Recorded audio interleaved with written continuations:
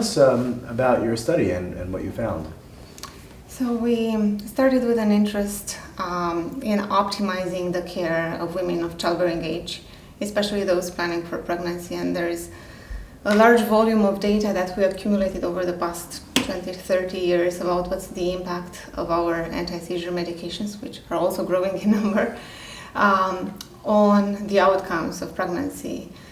We know more about the risk for structural teratogenicity, for their impact on neurodevelopment or neonatal outcomes.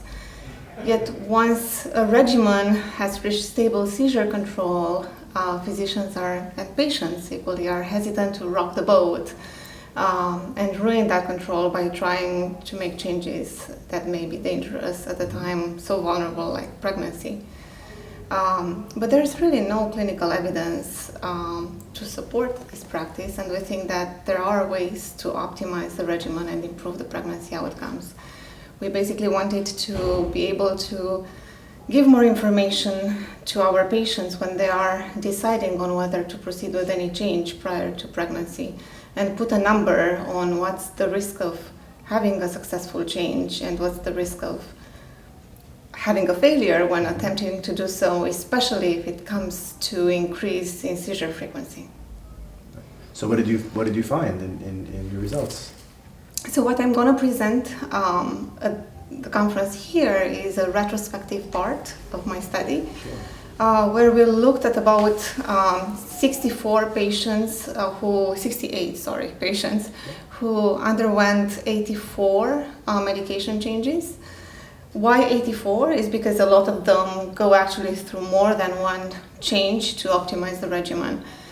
For the first change, we identified 56 that had a successful change, and by successful I mean maintained the change that was intended and did not return to the original regimen. Mm-hmm. And only 12 failed this change, and among these 12,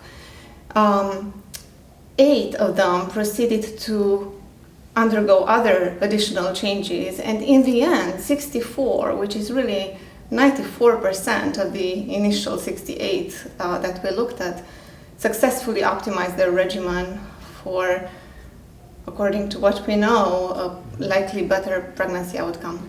Right, so maybe streamlining the treatments or using less teratogenic medications, is that what you're talking about in terms of the adjustments? Or? Right, so we looked at women that either went a medication switch from one medication with a known poor outcome to one that has a favorable profile in pregnancy. Patients who underwent from polytherapy to monotherapy, as we know that being on one medication is better than exposing your fetus to more. That underwent medication discontinuation, perhaps, if their seizures have been well controlled for years. Now it is a time when there's more incentive to do so.